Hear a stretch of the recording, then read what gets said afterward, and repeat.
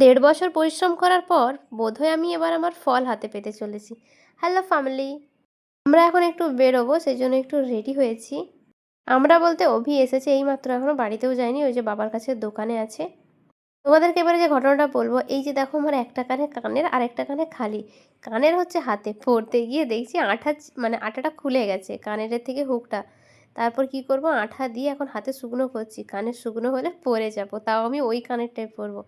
এইদিকে আজকে মেঘ সকাল থেকে হয়ে আছে, এখন ঘড়িতে 4টের মতো বাজছে, কিন্তু ওয়েদারের অবস্থা দেখে মনে হচ্ছে সন্ধে হতে চললো। ওকে জোর করে নিয়ে এসেছি আমাদের ছাদে। ওই যে বললাম দেড় বছর পরিশ্রম করার পর বোধহয় আমি ফল হাতে পেতে চলেছি। ওকে জোর করিয়ে কিছুদিন আগে আমি একটা পেজ খুলিয়েছি ফেসবুকে, এতদিন তো পেজটাই খুলতে রাজি হতো না।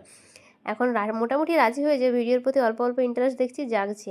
তো ওকে আমি বলছি যে একটা ভিডিও শ্যুট করে দেবো, সেটা নিয়ে ওকে আমি এখন বোঝাচ্ছি। আমি জানি ওকে একা ছাড়লেও কখনোই ভিডিওটা করবে না, আমি তাই সামনে থেকে ভিডিওটা করিয়ে ওকে তারপর এখন বাড়ি পাঠাবো।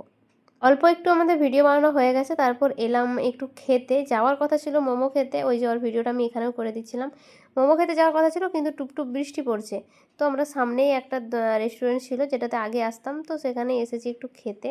এই যে অবস্থাটা দেখো না, এরকম হাঁড়ির মতো মুখ করে থাকলে কি ব্লগ বানানো যায় তোমরাই বলো। ও কি ভিডিও বানাবে ভগবান জানে। একটু আমি মোটামুটি জোর করে শ্যুট করে দিয়েছি, ওটা যে কবে এডিট হবে, আদেও আপলোড হবে কি না সেইটুকুও আমি জানি না। এতদিন বাহানা দিত যে নতুন ফোন নেওয়ার পর ভিডিও বানানো হবে, এখন নতুন ফোন এসেছে আবার বাহানা খুঁজছে। ফাইনালি গোমড়া মুখে আমি হাসি ফোটাতে পেরেছি। ও কিন্তু নর্মালি এমনিতে ঠিকঠাকই, কিন্তু ক্যামেরার সামনে কেন জানি না ও এরকম হয়ে যায়। তবে আমার মতো তার কাটা না, আমি যতটাই চঞ্চল, যতটাই ছটফটে, ও ততটাই শান্ত। আর আমার একটা বাজে অভ্যেস হচ্ছে কোথাও গেলে এরকম বাবু হয়ে বসে পড়া। আমি রোল নিয়ে প্রায় শেষ করে ফেলেছি, ওইদিকে ও কাটলেট নিয়েছে, চাউমিন নিয়েছে, আমি কাটলেট খাই না। আমার এদিকে রোল শেষ, ও ওইদিকে খাচ্ছে। এরপর আমরা চলে এলাম আইসক্রিম দোকানে, যেটা আমার সব থেকে পছন্দের একটা খাবার। ওর ভিডিওটা করছিলাম তাই আমারগুলোর ভালোভাবে করা হয়নি, এখান থেকে বাড়ির জন্য নেব আমরা, আর আমরাও এখন খাবো। তারপর নিলাম পপকর্ন। ওর বাড়িতে বাবা মা আইসক্রিম খায় না, তাই বাবার জন্য পপকর্নই পাঠাচ্ছি। কিছুই খায় না, সেই জন্য ভাবলাম যে শুকনো জিনিসগুলো বসে বসে দোকানে খেতে পারবে। ওর পেজের একটা স্ক্রিনশট আমি কমেন্ট বক্সে দিয়ে দেবো, বা পেজের লিঙ্কটাও আমি চেষ্টা করব দিয়ে দেওয়ার, তোমরা যাও ওর পেজটাও একটু ফলো করে দিয়ে এসো, খুব তাড়াতাড়ি ব্লগ ও দেবে।